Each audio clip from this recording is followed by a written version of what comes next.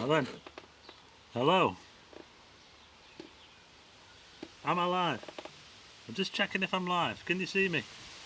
It's a bit breezy where I am actually. Can everybody hear me? We're live on a Sunday again. When was the last time I was live? I should have been on last weekend, but I had to put it off because I was in France, wasn't I? I was down in France last weekend, so hopefully... Oh, I've just had a message from William Johnson, yes. Thanks very much, yeah, you can see me. I'm just having to look at my phone, if you don't mind. I've just got to put it on... make sure it doesn't go off, right, so... Hopefully you can hear me alright. Now, the only thing about doing these, when I use the microphone, sometimes, I get like a delay in the audio. So let me know if there's a delay in the audio. Hi to Kevin Rudd, K Kingu, Jay's in the house. We've got Lancashire Liberty. We've got Elizabeth Donnelly, 1 cross each. Dutch Miss, Eugene McGeever, 1, 2, 3, 4. So we've got quite a few in at the moment. Sarah's in as well. Hazel, hi. Hi to everyone who's here.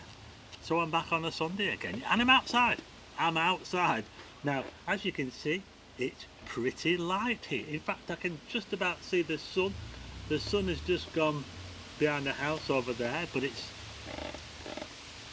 I can't do a live stream outside looking at stars at this time because it's just not dark enough. Moonage is in the house. Hi to Moonage. Moonage is here. LCSDW01. Coming in loud and clear from Darwin. I've been up Darwin. I've been up Darwin Tower. I've not been to Darwin for ages because I've been up. That's where they have the tower on top of the hill, isn't it? Michael Clarkson from Blackburn. Well, that's not far from Darwin, is it? It's only across the motorway, isn't it? Mildred Schultz is here. Hi to everyone. Yes, so I'm actually outside. I'm not far from home. I'm not far from home in this video. I'm not far at all actually from home. So I thought I'd do... It's a bit of a compromise really because I like to do videos outside when I get a chance. And the last few videos I have done have been outside, the live stream. I filmed the moonrise last time, and the time before that we filmed some stars and stuff like that. But it's too light. There's nothing. I mean, we can see the sun, you know, but apart from that, there's no moon around. Well, I don't think there's a moon around. Then I might be wrong there. You know, there might be a moon up there somewhere. I don't know. I'm not keeping. Hi to David Howard. Lancashire Liberty. My band's playing at the something on Darwin on Friday. Darwin, the Crown Inn, Darwin. Friday the 13th. We played at Lancaster last night. Get yourself over to watch Lancashire Liberty playing in Darwin. Hi to Stephen Smith. So the title of this live stream is Noctilucent Cloud Season. Now if anyone's heard, type 1 if you've heard of Noctilucent Clouds. Type 1 if you've heard of Noctilucent Clouds.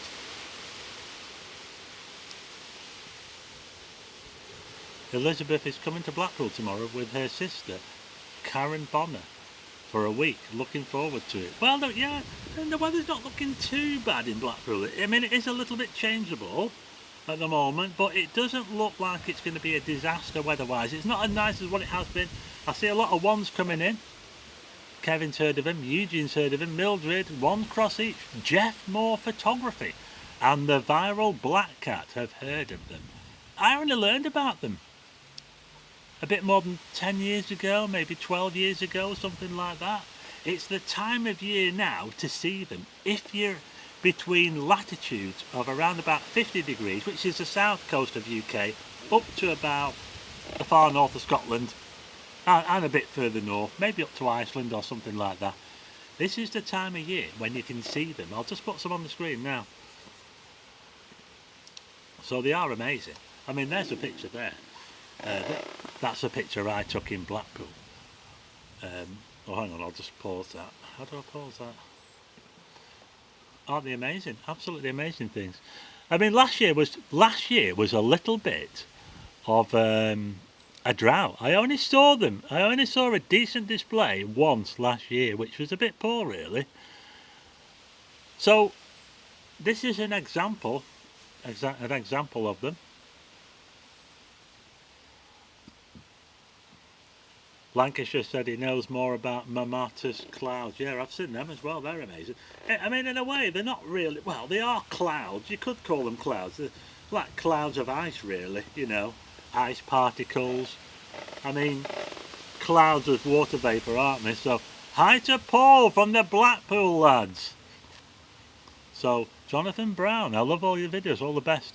John in Hales Owen. Well, West Midlands. Hi to Lee Robert, Lee and Audrey in Spennymoor, the home of George Courtney, the most notorious football referee in English football history. Look him up, George Courtney. He gave everybody a yellow card. Bromley in the Highlands is in. So yeah, this is an example. So like I say, it's the time. It's the time for Noctilucent Clouds. They're absolutely amazing. If you've ever seen, well, I mean, some people compare them to the Aurora, but they're nothing to do with the Aurora.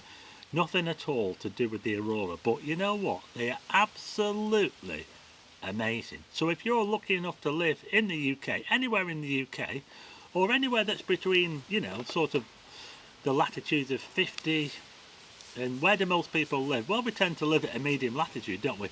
The problem is, if you live further south, say if you live in France or Spain, well, I don't think anybody's really seen them down there because you don't really get the twilight. So, if anybody has got any pictures from them in France, well, you've captured something pretty rare, because the thing is that there's not enough twilight down there for them to show up. So they're actually caused by the sunlight. The sunlight lights up the clouds from the back. So that's looking north. I think I took that picture in the middle of June or something like that. Looking pretty much due north, and you can see these amazing patterns in the sky. Hi to Charlie Dolby Adventures 3. Lee Roberts says there's a red alert for Aurora tonight. I know the Aurora has been kicking off all day. It's my thing has been going mad. It's been going absolutely mental. I'll show you in a minute. Oh, wait till you see this. Yeah, look at this. So I've got the Aurora Watch UK app, and if you look at that, can you see that? This has been going all day long. Look at that. We had a red alert earlier. It's gone back to amber now, but this has been kicking off. The Aurora has been giving us alerts, well, all day long. Look at that there. So there's even a chance to see the Aurora. Can you imagine being able to see those Noctilucent Clouds and the Aurora at the same time? If the Aurora is strong enough, you will be able to see it through the twilight. So that would be good, wouldn't it? Neil Blenkinsop asks, when's the next full moon? You know, I'm not really keeping an eye on the moon at the moment. Charlie Dolby's in Lincolnshire. That's a very flat part of the country, isn't it? So I'll just try and find out what the moon's doing. I expect we're on a waxing moon at the moment. Are we on a waxing moon? You know, I'm just not keeping up, I'm afraid. So I went to France the other week, and obviously we wanted to avoid the moon when we went to France. Yeah, we've got a waxing moon at the moment, so the moon will be up there somewhere.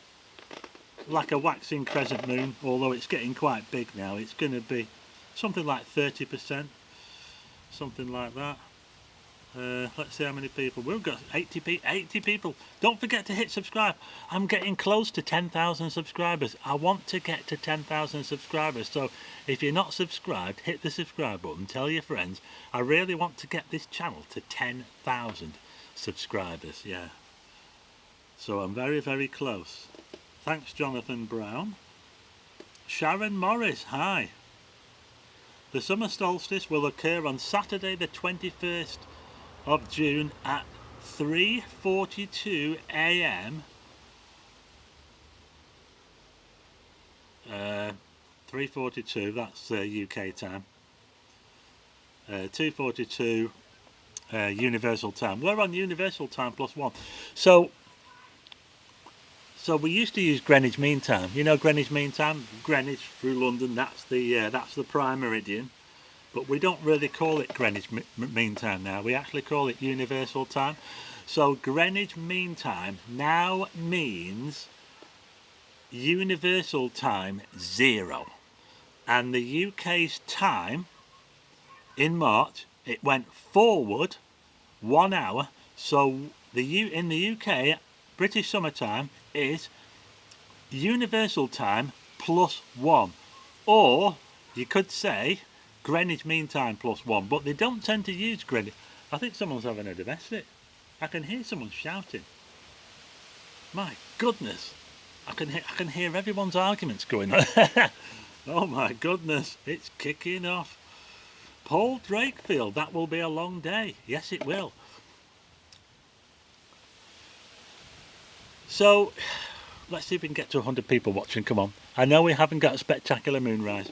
I've got no moonrise for you tonight, but I do have a quiz. I've got a quiz. Come on, that's got to get people coming in. I forgot to put in the description that I have actually got a quiz. So I'll tell you what. I'll keep an eye on the time. So yeah, let's just go back onto these pictures again. I just want to tell you about these. So there's a picture of Noctilucent Clouds. Aren't they absolutely amazing? Yeah. I mean, that picture there, I probably took that in about 2017 maybe. Something like that. I took it a long time ago. And you know, I took this picture at about 1 o'clock in the morning. 1 o'clock, yeah. It's, let's go on to another one. Oh, well, this one wasn't taken too far away. Doesn't that look amazing? I mean, you never know what you're going to get. You can't predict these things, you know. You just never know. All you've got to do is, if you've got a nice clear night and you look towards the north, what you want to do is look towards the northwest. Look for where the twilight is. Look for where the brightest twilight is. So in the early evening, you want to be looking towards the northwest. And then if you're a bit later on, after midnight, you want to be looking straight towards the north, because you want to follow the sun, where the sun is going, because that's where these clouds are going to light up. And you never know, they might just appear or they might not. Or then again, you could go out and look up and see just a blue clear sky, twilight, and then you won't see. And then, you know, these things, you just can't predict them. They just show up when they want to. Honestly, they're really, really hard. Well, they're not hard to predict. They're just impossible. Jonathan Brown says, we love a Starman quiz. Akash Monster is in the house. Thanks to Sharon Morris. Gorgeous photo. Is your Starman bus fixed? Yes, it is, yeah. I got the Star bus fixed, but there's still a few problems with it. So I've booked it into a garage next week, so hopefully they can sort it out. There's a bit of an ongoing issue with it at the moment, but yeah, I can drive it around again.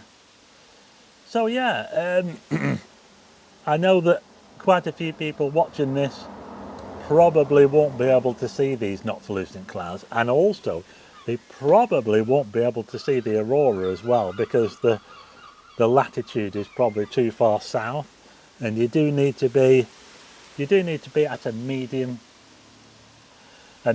latitude if you want to have a chance of seeing these Noctilucent Clouds or the Aurora.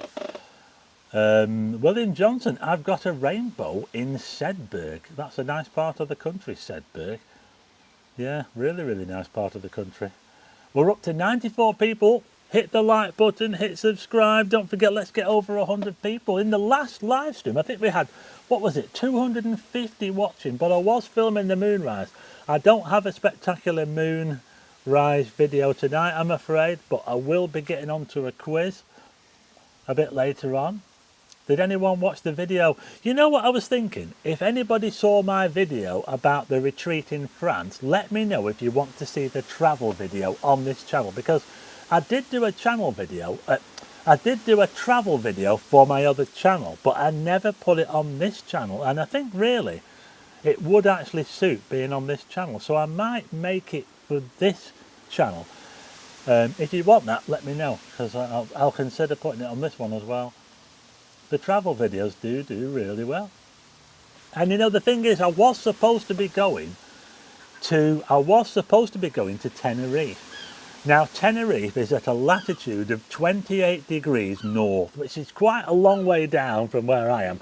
I'm at a latitude of around about 53 to 54 degrees, so Tenerife is a heck of a long way south. I'd have had to travel 25 degrees further. That's a long way. It's a 4.5-hour flight to Tenerife, and it would have been quite expensive. Not stupidly expensive, but it would have. So what I did was I decided to go to France. And it was a bit of a compromise really, because it was a long way, quite a long flight to Tenerife. The accommodation would have been more expensive.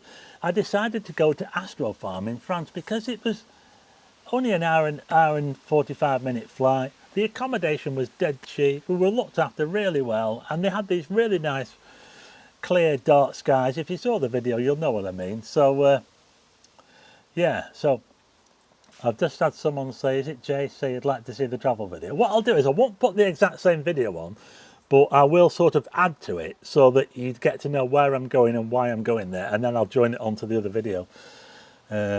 But yeah, it was a little bit of a compromise going to France, but it wasn't really a compromise because it's a brilliant place, and lots and lots of astrophotographers go there. It started about 10 years ago. It's even featured on TV. I never mentioned that in the video, but it actually was featured. It's been featured a few times on A New Life in the Sun. So if anybody's seen that program, A New Life in the Sun, that has featured on there. I'll see if I can find a link to the channel as well. So I just got to check these messages. I'll put you a picture on. Just look at these electric. I call that picture there electric blue. What do you think? Because those clouds look absolutely amazing. You're right, Jonathan Brown. Jay said to like to see the travel video here. No, I've got a quiz, Moonage. I do have a quiz. I didn't put it in the description. I've done the quiz myself. I managed to write it out. Bit of a walk on the wild side to Terminal 2. It certainly was. What's the brightest objects in the sky at the moment? Asked Neil. Oh, we got over 100 watching. So we've got over 100. We've just got over 100 watching. Hit the like button and hit subscribe. Hit subscribe. I want to get to 10. Thanks very much to Sarah. 149. Super chat. Thank you very much. So don't forget to hit subscribe, because I am getting towards 10,000 subscribers, and that's a big target actually. And you see, one of the other things I went down to France for is because I wanted to use my new astrograph, that new telescope I've got. I might even show you actually. I'll tell you what, I'm just going to show you a picture now. And while I'm showing you this beautiful picture of Noctilucent Clouds over Blackpool, I'm going to get hold of my astrograph and I'm going to show you. Akashmancer worked quite closely to Steep for a couple of years. The Carnegie is an amazing place. I'm not really quite sure what that means. Thanks, Mildred.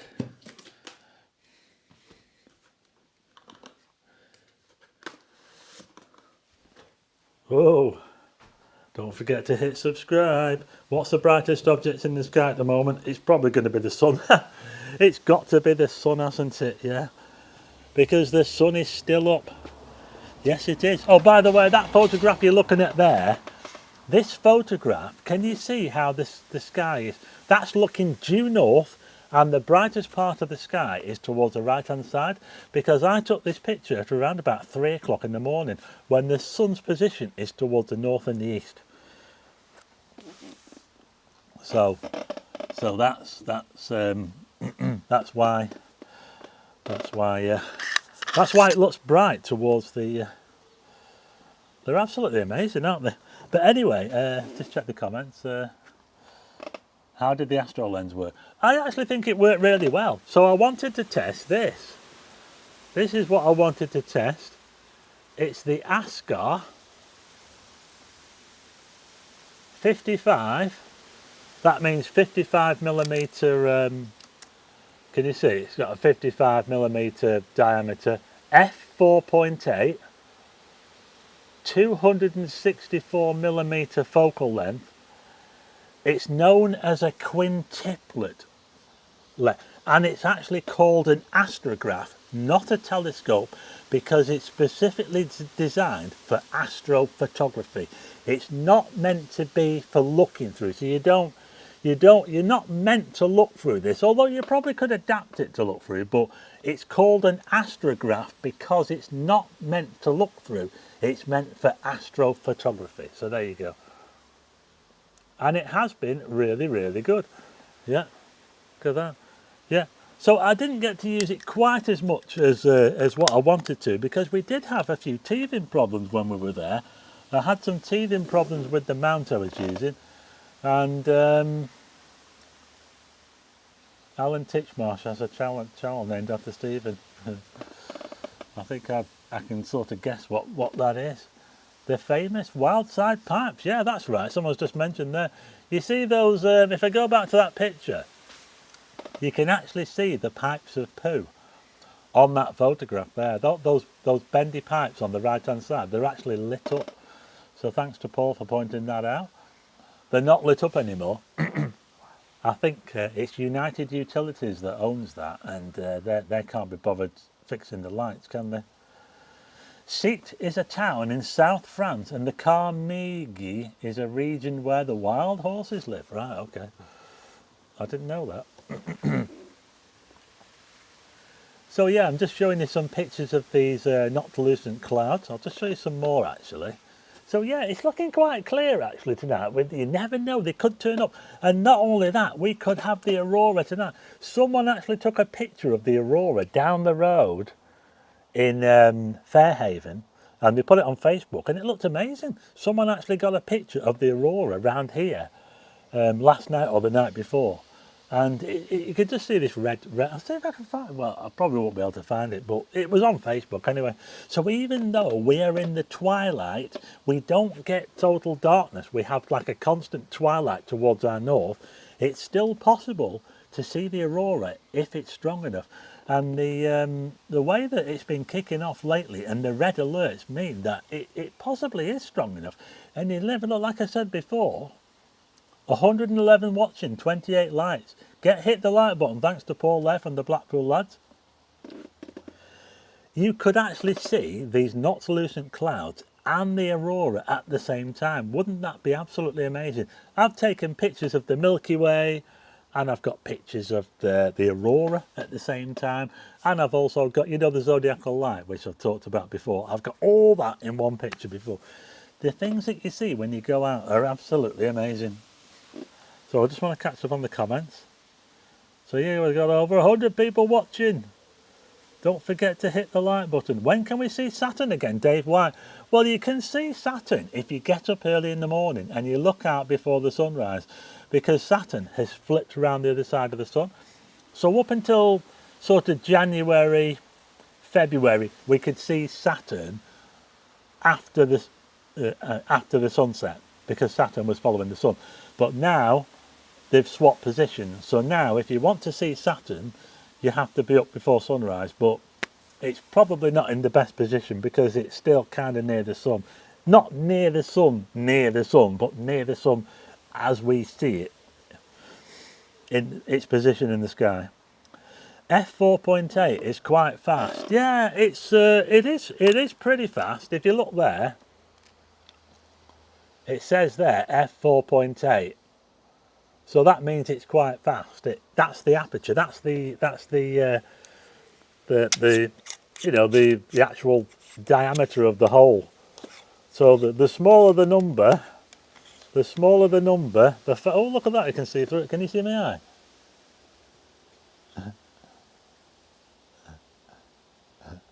I can see my eye.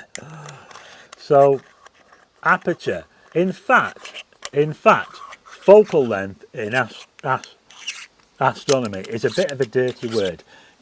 I go to my astronomy club, and we have some guys there. Whenever they talk about using their telescope to photograph something in the night sky, they never ever mention focal length. They always mention aperture. They'll say, well, I took this one at f15. Oh right, I took this one at f20. Oh, I've gone down to f30 for this one, and that kind of corresponds to the focal length going longer, the aperture going down, because the longer the focal length, the aperture will go down.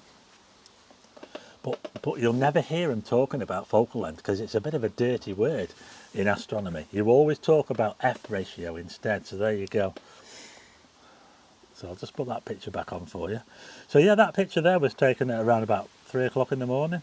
Hi to Richard Ward. Did I say hi to Mouse Charger? Has Mouse Charger just come in?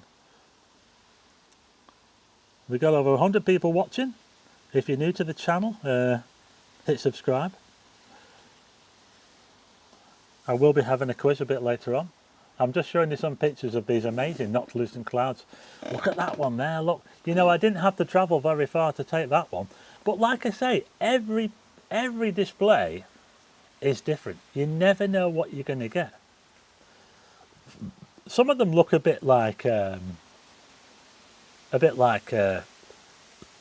herringbone, you know, like a herringbone design. Hi to Craig in Hertfordshire. It does, yeah. Photography does a lot of snubs. It's just funny how people... Hi to Jay Welsh.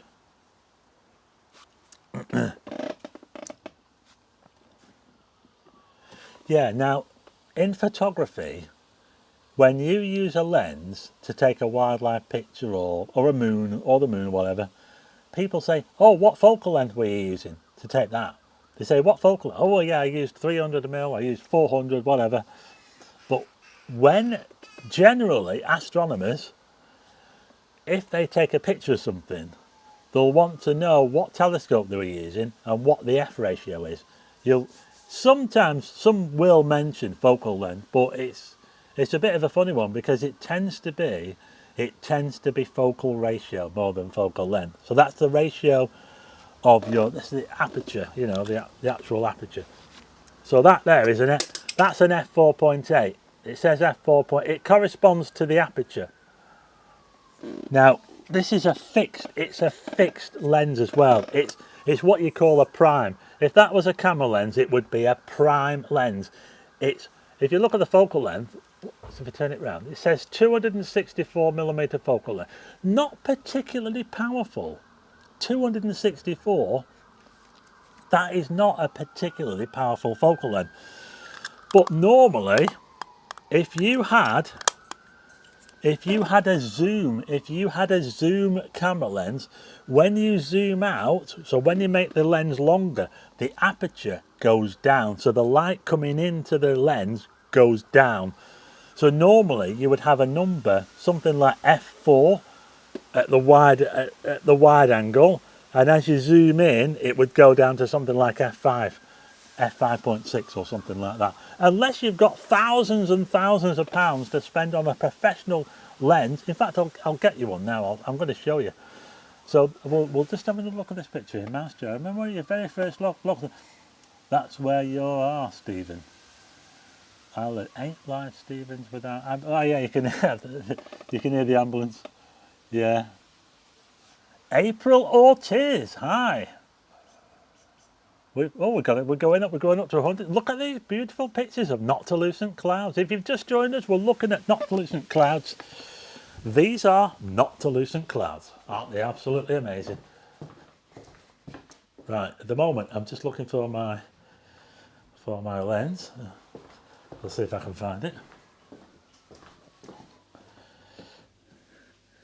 So, if you're lucky enough to live between the latitudes of 50 degrees and 65 degrees maybe, you might have a chance of seeing these amazing clouds.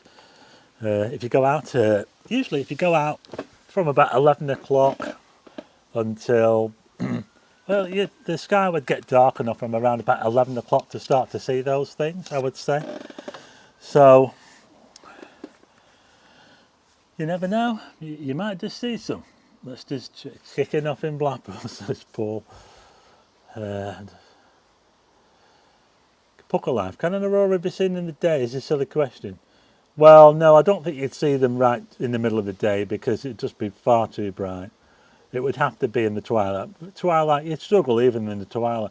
Watching from the Northumberland coast is Jay. Well, Sarah says better than the BBC. Well, I don't need to be too hard to try to be better than the BBC, do I really? 23 Starlink satellites. Wow. SpaceX to launch 23. So, hi to Larry. Will we get a G5 power flare? Well, I don't know. But anyway, I just want to show you something. This is interesting. So, this is my astrograph. And it's called an astrograph because it's designed for astrophotography. But it's very much like a normal camera lens. But it's like a prime camera lens with a focal length of 264. 264, can you see? 264 millimeters, f4.8. Right. Now I've got a lens here. Now this is a bit of a beast. Can you see that there? It's a Nikon 70-200 f2.8. Now this is quite a big lens. In fact, it's about the same size. Look. Yeah, it's about the same size. But this is a 70-200 millimeter f2.8. I've used this quite a lot for some of my astro pictures. A 70-200 millimeter f2. Can you see there? It zooms. So you can go from 70 to 200. 70 to 200.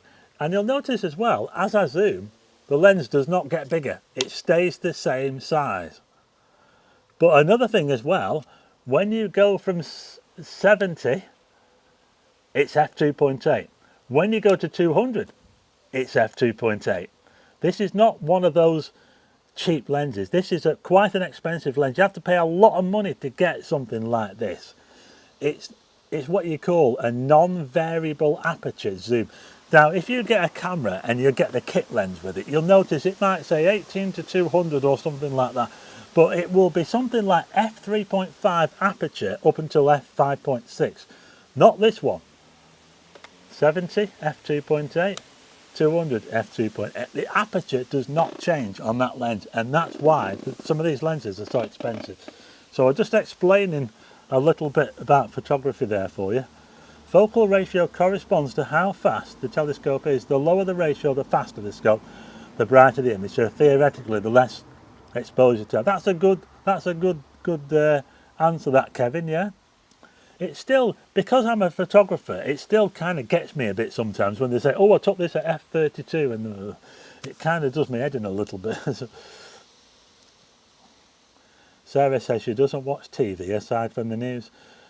They're watching they're launching satellites, says Stephen, every two days. Wow.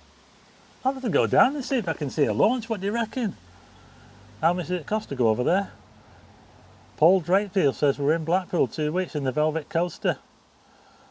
Paul says the Velvet Coaster is a great place. It's got to be one of the best pubs in Blackpool, hasn't it? So let's see. That's an awesome lens, says David G. Thank you. We've got 122 watching. Oh, we're going up. We're going up. We are going up. There's a quiz coming. There's a quiz coming very soon. Yeah.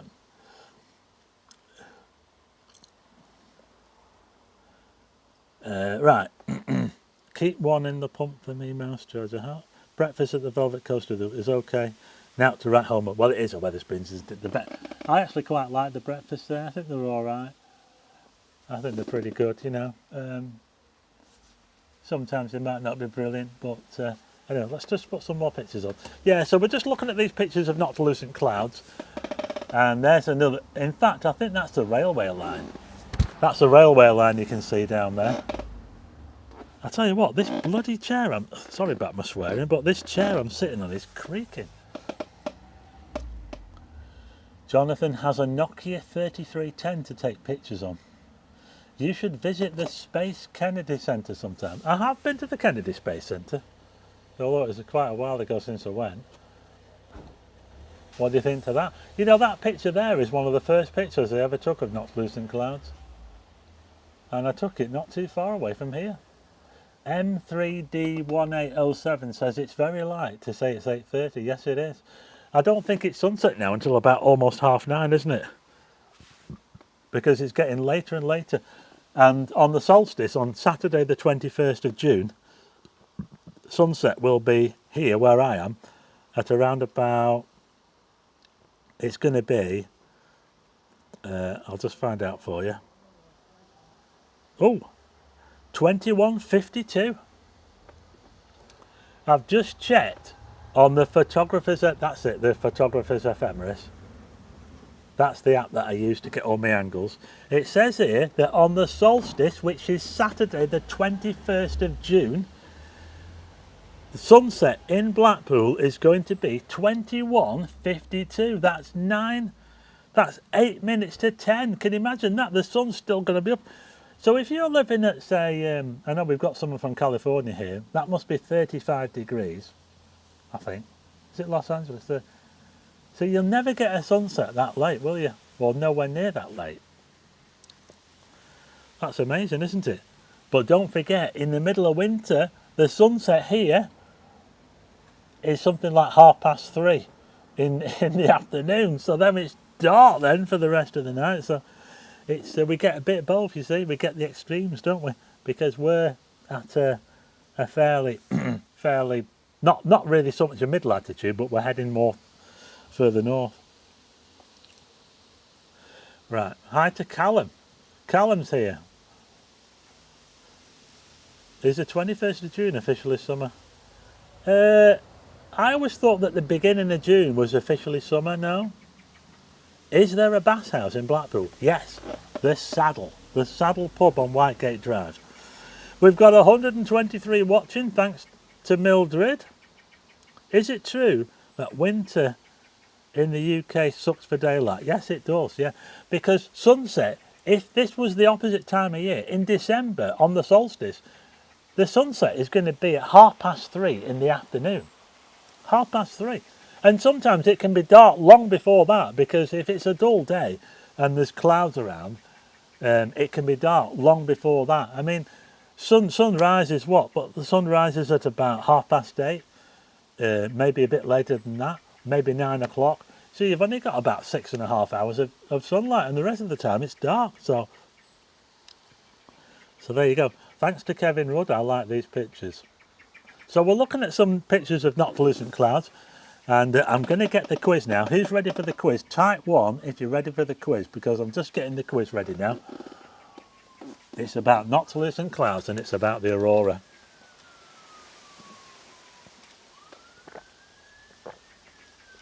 Oh, I can hear sirens again. It's kicking off in Blackpool.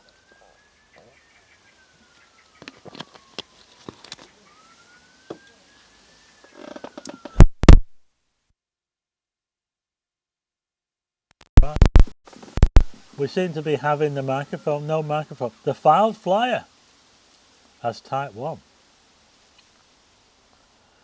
Jonathan Brown says he's tried nearly all the pubs in Blackpool. I do actually feel like a beer monster. Welcome to the club. Everybody's type 1. Summer starts on the 20th, 21st of June, the file flyer. About 15:50 midwinter. Depends where you are in the country as well, of course. If you're in Scotland, it gets even earlier.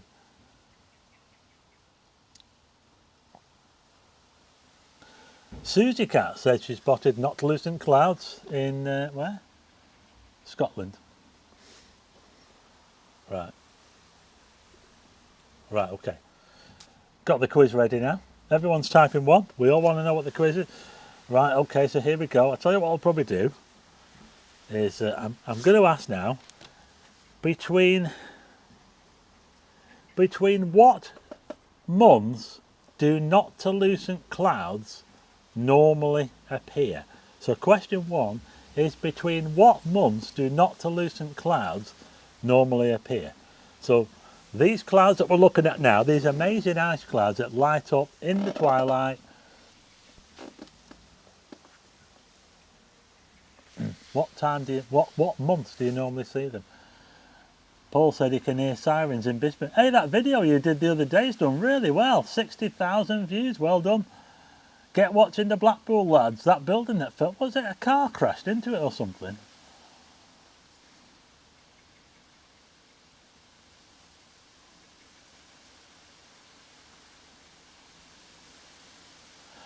Got some answers coming in. Quite a few saying starting May, which is right. We're looking for when Noctilucent Clouds normally appear. The first one to get it right on here is Dutch Miss. Dutch Miss has got it right. 1, 2, 3, 4. Sue McBeef has got it right. Audrey has got it right. Eugene McGeever. Late May to August. Yeah, I suppose Goldie, yeah, Martin. You could probably see them in August. I would probably say May to July. May to July is normally when I see them, but it could depend on where you are. So if you said May to July for Noctilucent Clouds, that's roughly. I haven't seen them in April. I've never seen them. So if it's normally, I would say late May until sort of late July, but you could see them into August as well, so you never know. August at the very, very latest.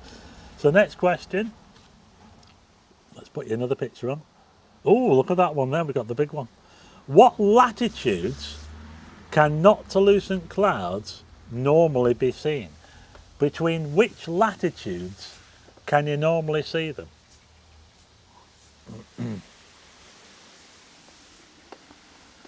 Mouse Charger says wrong again. May to September. Well, I don't know if anyone's seen them in September. I've never seen them in September. I've never even seen them in August. It might depend where you are.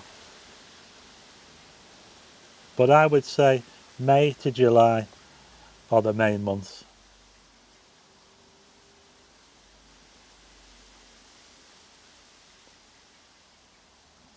You're more likely to see the Aurora then, Mouse Charger.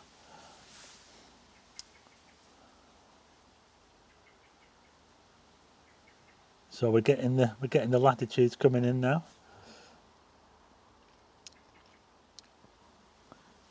Jay's put in a good answer. 50 and 75, that's good. The File Flyer, 45 to 55.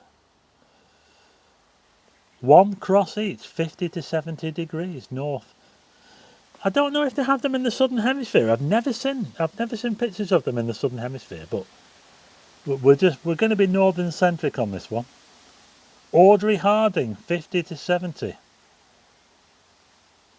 50 to 60. It's a decent answer.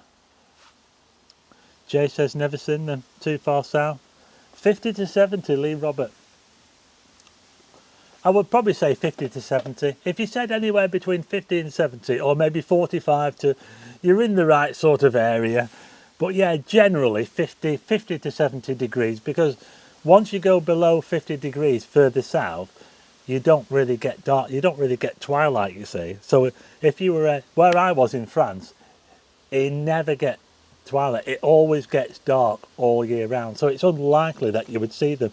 And that was at 46 degrees. Now, I'm not saying you can't see them down there, but it's unlikely. Stephen has just mentioned this, memory of a fish. What, I don't know what that was about. We've got 123 watching. If you've just joined us, we're doing a quiz. Don't forget to type subscribe. I've got the third question. So we're talking about Noctilucent Clouds here. What part of the atmosphere do NLCs form? So what part of the atmosphere do these glowing clouds that you can see here beyond the big one at the Pleasure Beach in Blackpool, what part of the atmosphere do they form in? There's a special part of the atmosphere. You know, because it's got different layers, hasn't it? You know, different layers of atmosphere. So which part, they do know where they form. So which part of the atmosphere do they form in? That's the question. So I put my telescope away.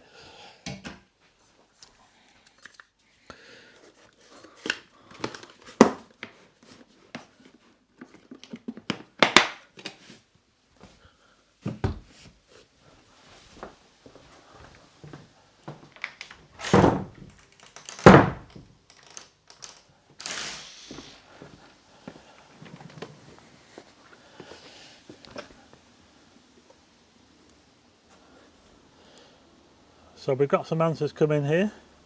Someone says stratosphere, or stratosphere, stratosphere. Well, the stratosphere is a pretty decent answer because it's up there, isn't it? But it's not the stratosphere actually. It's a bit further up. It's actually the mesosphere, and Richard is the one. Richard was the first one to get it. So the answer I'm looking for was mesosphere. Neil says mesosphere. Middle troposphere. Yeah, they're thought to form in the mesosphere. Yeah, so that's where Noctilucent Clouds form. It's high enough up so it's really, really cold, so any water up there is just going to freeze. And that's then the sun, when the sun goes down, it can light them up, and then we can see them lit up from the other side. That's how we get to see them. Do you need to be somewhere dark to see these Noctilucent Clouds? Question number 4. Do you need to be somewhere dark to see these Noctilucent Clouds? So do I need to go to the middle of the countryside? Well, I think if you're looking at this picture here, it might give you some idea. Frank in Blackpool's in the house. Good evening, sir. I did not know you were on. Well, I am. I'm making up for last week because I was in France last week.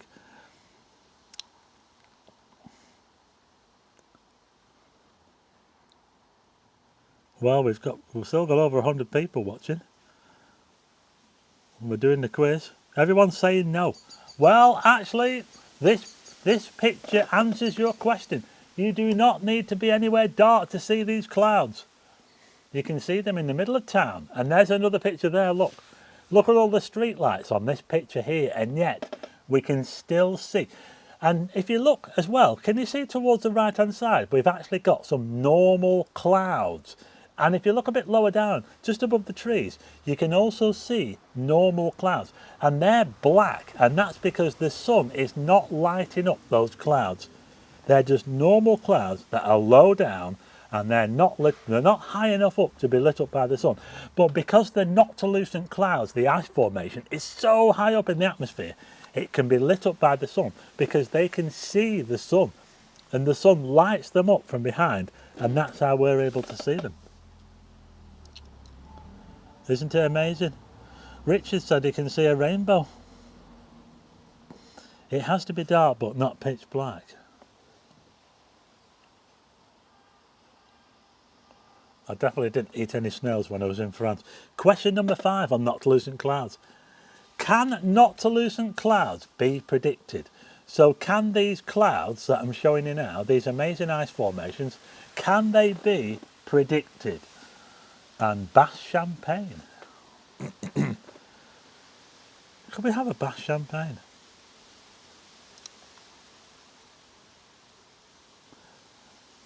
Jonathan says there's a robin singing its head off in my garden. Well, you know, at that place where I was in France, I could hear a nightingale singing all night. A nightingale.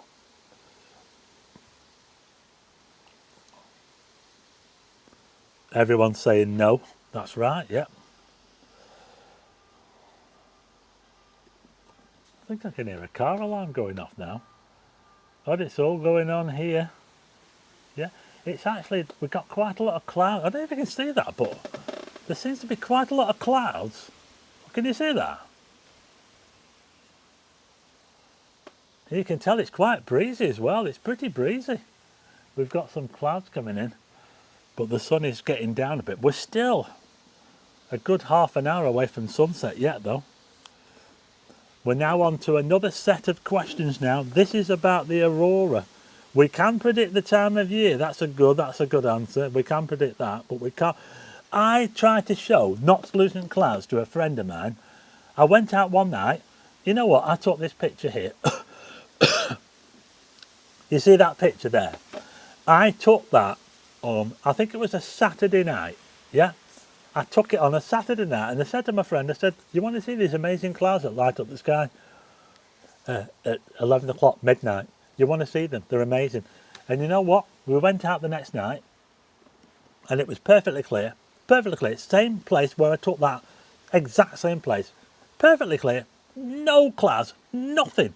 Not a sign of them. Not a smidgen. So you cannot predict them. They can be there one night, not the next. So you just cannot. You cannot predict these things. But they are amazing. If you ever get a chance to see them, go and have a look. It's the right time to look for them. The best time to look is around about 2 hours after sunset. That's when to start looking, and look towards the twilight.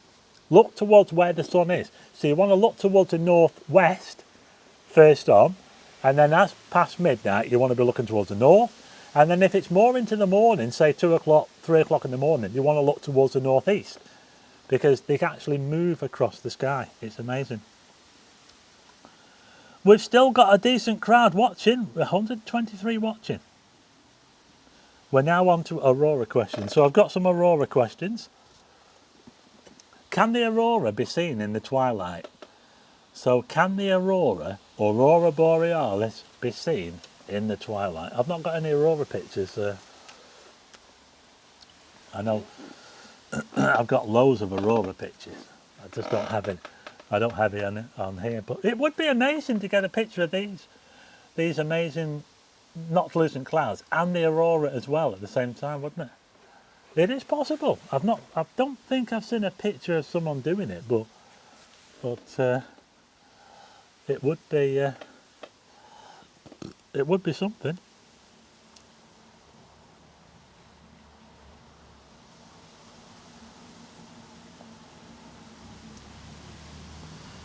A lot of people saying yes.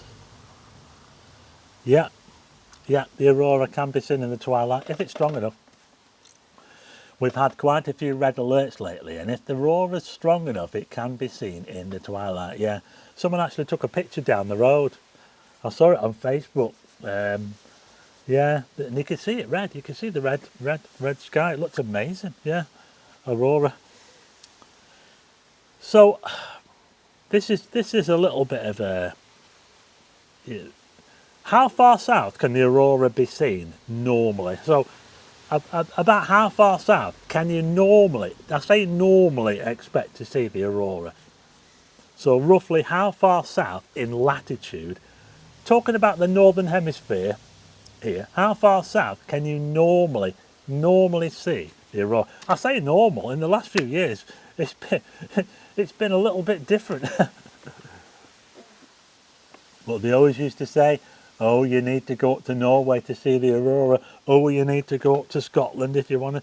You need to be in Canada if you want to see the Aurora. Frank in Blackpool says there's an amber alert for Aurora right now. Do you want to go out for a chase later, Frank?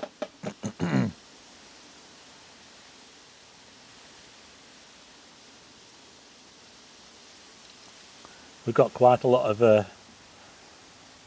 Well, normally, what I would say, normally, up until a few years ago, when the Aurora wasn't as active as what it is now, you're probably looking at latitudes down to about 50. I would say that's the south coast of the UK, 50 degrees.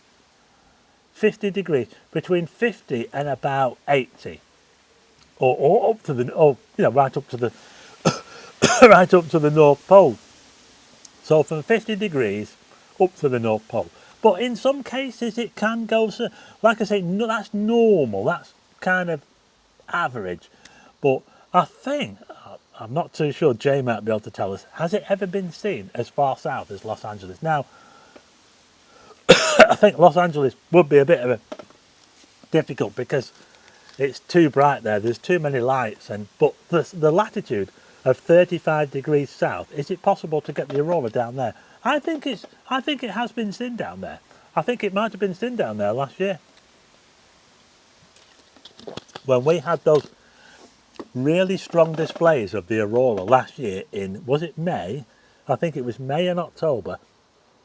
And you can see the Aurora. You could probably see it down in Spain or somewhere like that because it was that strong. But normally, as low as about 50 degrees. That's about as far south. They always used to say you need to be in Scotland or you need to be up in Norway to see them, or Sweden or somewhere like that. But in the last couple of years, you don't really.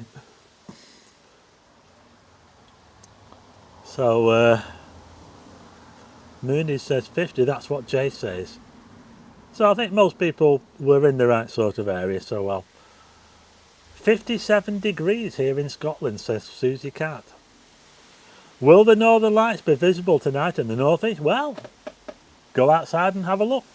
I mean, at the moment, if you go on the app, this is what it's saying. Look, these are the levels. Look at the levels. It's all over the place.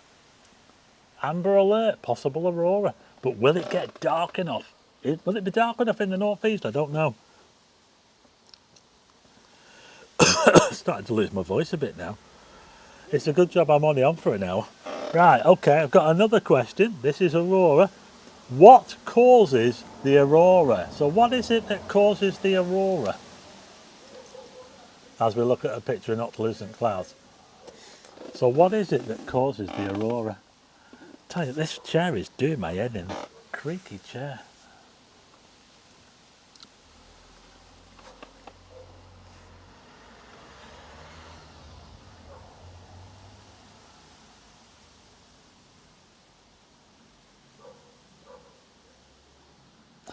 Google says as low as 25 degrees, which I find hard to believe. Yeah, it would have to be a really, really strong display to get that far south. That would be around about the Tropic of Cancer, wouldn't it?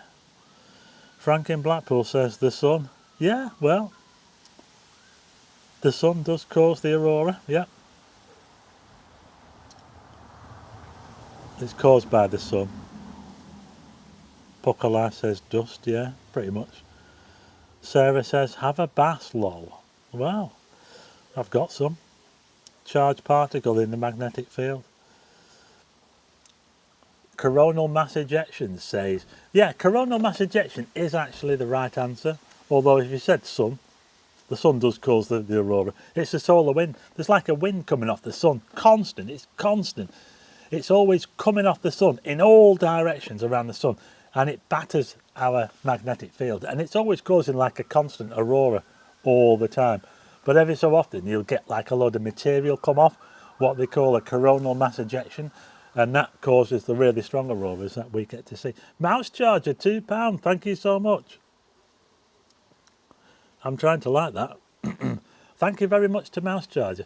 So yeah, what causes the aurora is a coronal mass ejection from the sun in the solar wind. It's like a constant stream of particles just coming from the sun. That's like that, and just battering the magnetic field. But every so often you'll get a big wave of particles that come over and just completely, they'll throw the aurora south, they'll bend that oval south, and that's when we get to see it. Mike Brown, I live locally. Are you a member of any astronomical society? I am a member of Blackpool and District Astronomical Society, which I believe formed in the 80s, I think. It was in the 80s, I think it was. Richard Gatenby says cloud seeding. Well, you don't know, do you, what they're up to, do you? Charged particles from the sun's interaction with the Earth's magnetic field and atmosphere. Lee Robert, you couldn't have described it much better. Question number 4. Can anybody tell me what a steve is? A steve. No, they don't mean me. S-T-E-V-E. Connected with the aurora. Not the aurora, but has a connection to the aurora. Can anybody tell me what a steve is? And what it stands for? S-T-E-V-E. I've more sirens there. Non-stop sight like being in New York, isn't it?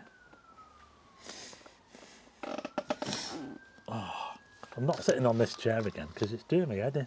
This creaking chair.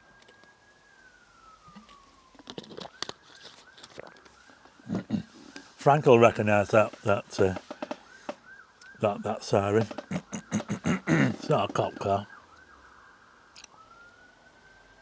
I need WD-40 for the chair. I do.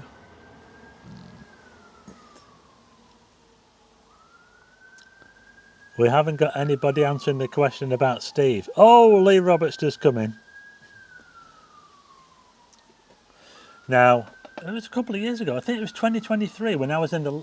I'll tell you what, I better not tell you where I was, Bick. I won't, because that's the next question. Steve stands for, I'll just read it out from Lee, strong thermal emission velocity enhancement. So it's like a sort of weird kind of effect that you can get during the aurora, and it's like a big band of, a really big band of, like, when I saw one, it looked like, you know, the jet trails you get to see, one of them that was glowing. It looked amazing. Now the last question, I probably should have put the picture in because the picture's amazing. I managed to get a picture of it. So, Frankie Blackpool says, good news, it's a work night for me. Like a ribbon in the sky, that's right, yeah. They're absolutely amazing. I'll see if I can include one in the next slide. But if anybody remembers, I hope I did a video about it, but I saw a Steve. I actually saw one. Can anybody tell me where I was when I saw it? I actually saw one, and it was amazing. I looked up, and I thought, what's that? And it was like a big sort of ribbon, like a weird kind of cloud. You know, like a plane had gone past and left a load of a trail behind it, and it was glowing. And I thought, what the heck is that? So I took a picture of it, and when I took a picture of it, I was absolutely amazed because you could see what it was, and I knew what it was when I took a picture. Oh, right. I tell you what, my voice is really suffering tonight. Sometimes I struggle with my voice. It starts to hurt when I do these live streams. Thought I felt a bit of rain then, you know. I feel a bit of rain. Oh, you know, it's raining. Oh my God, it's raining. I'm going to have to end this now. Just little sprinkles, but yeah. Land's End, says the file flat. Well, I have been to Land's End, and I did see the Milky Way down there, but I didn't see a Steve. I was actually, Moonage Daydream got it right. I was in the Lake District. I was up at Lake Windermere. So I was up at Lake Windermere, and I was just taking pictures of stars. And then up next minute, I saw the Aurora, and it was all lighting up green right across the lake like that, green. And then I looked up and I saw the Steve. I thought, oh wow, look at that. That looks amazing. I was in the Lake District. Yeah, so well done to Moonage for that. Lee also said Lake District. Now I'm hoping I did a video, because I think I did do a video about it, yes. Telling you I was in the Lake District. So yeah, that's where I was. So there you go. Anyway, I can see little bits of, I don't know if you can see, but there must be a little bit of a rain cloud going across or something. Can you see that? Oh, what was that bird then? Was that a pigeon? Something just flew out of the tree then. Can you hear the wind? Listen to that. God, it's supposed to be summer and it feels a bit like autumn now. The wind is blowing through the... I've just had another alert from the... Oh! I've just had another alert. It's lit up again. I've just had an alert.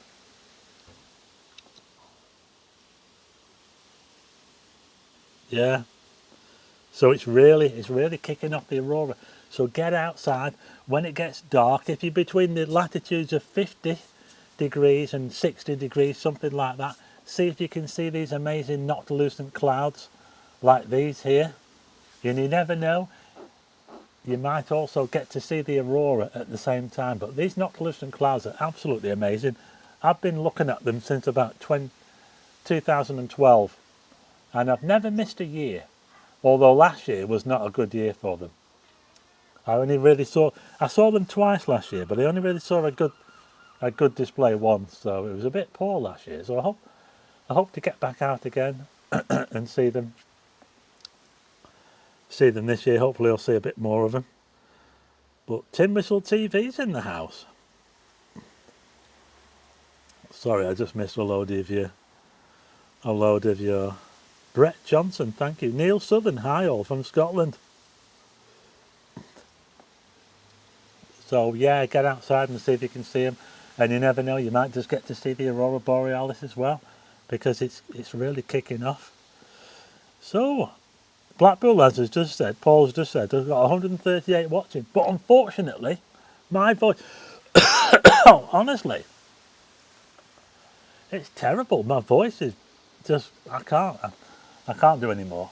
I'm going to have to say that's it for this live stream. Thanks to everyone for joining in. We just had a tiny little bit of rain, a little bit, nothing much, just sprinkles. Jay will know about sprinkles because they get them in California. It's where you get like little sprinkles on your windscreen, and that's it, that's all you get. That's all the rain that you get. But that's it for this live stream. Thanks to everyone for joining in. Thanks for the super chats. Sarah, and who was the other one that did the super chat? Was it Mouse Charger? Thanks very much. Don't forget to subscribe, hit the subscribe button. I'll be back again in 2 weeks, and I'll see if I can put together that travel video for you, but I'll modify it a little bit for this channel so that you get to see a little bit more about what we're doing. So I'll see if I can put that out this week, but that's it. I'm going now.